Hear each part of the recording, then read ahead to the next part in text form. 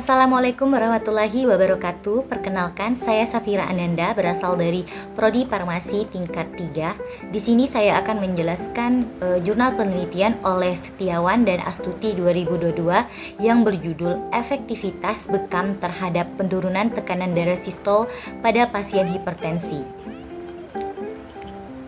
Hipertensi seringkali dikenal dengan sebutan silent killer, di mana hipertensi itu merupakan suatu keadaan adanya peningkatan tekanan darah, baik tekanan darah sistol maupun tekanan darah siastol yang abnormal. Apa sih tekanan darah? Nah, tekanan darah adalah kekuatan yang memungkinkan darah untuk mengalir ke pembuluh darah dan beredar ke seluruh tubuh. Tekanan darah itu terbagi menjadi dua. Nah, yang pertama tekanan darah sistol atau TDS dan tekanan darah diastol atau TDD. Nah, tekanan darah sistol sendiri itu adalah tekanan pada arteri yang ketika jantung berkontraksi dan merupakan tekanan darah maksimum dalam arteri dan dinyatakan dalam angka yang lebih besar. Dengan kisaran normalnya itu biasanya antara 90 sampai 120 mm Hg dan berhubungan dengan curah jantung. Untuk pengobatan atau penata laksanaan hipertensi sendiri itu terdapat dua jenis pengobatan. Nah, bisa dengan pengobatan secara farmakologi maupun secara non-farmakologi.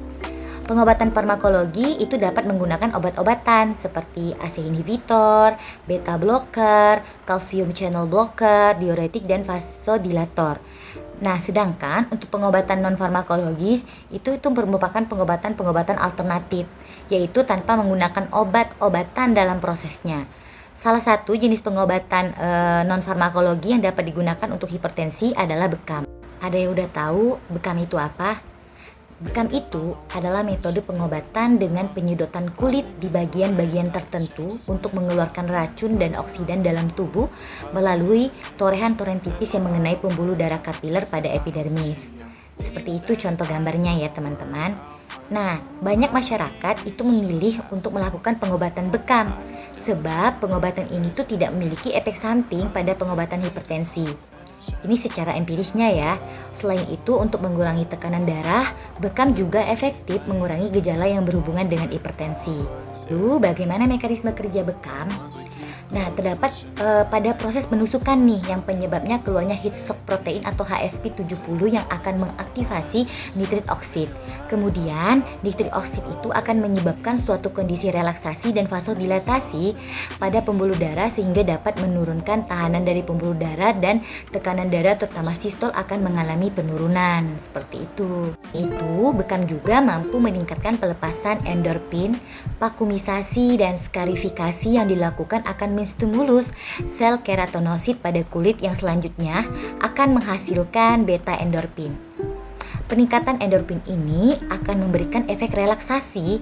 Nah, kondisi ini juga akan menurunkan curah jantung yang berdampak pada penurunan tekanan darah.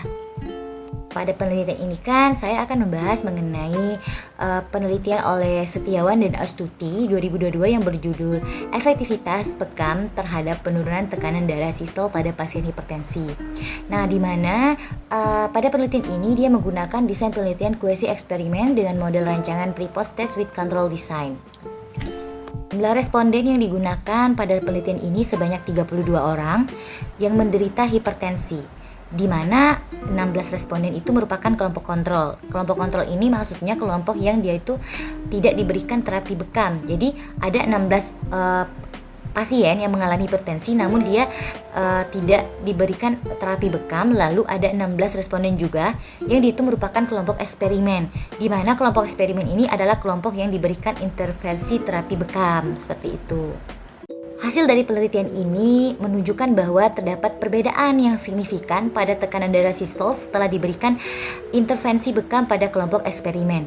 Hal ini dibuktikan dengan uji Mann-Whitney dan didapatkan nilai p-value sebesar 0,0 kurang dari 0,5 sehingga hal tersebut dapat disimpulkan bahwa bekam itu efektif sebagai intervensi keperawatan terhadap tekanan darah sistol pada kelompok eksperimen atau kelompok yang tadi diberikan intervensi bekam.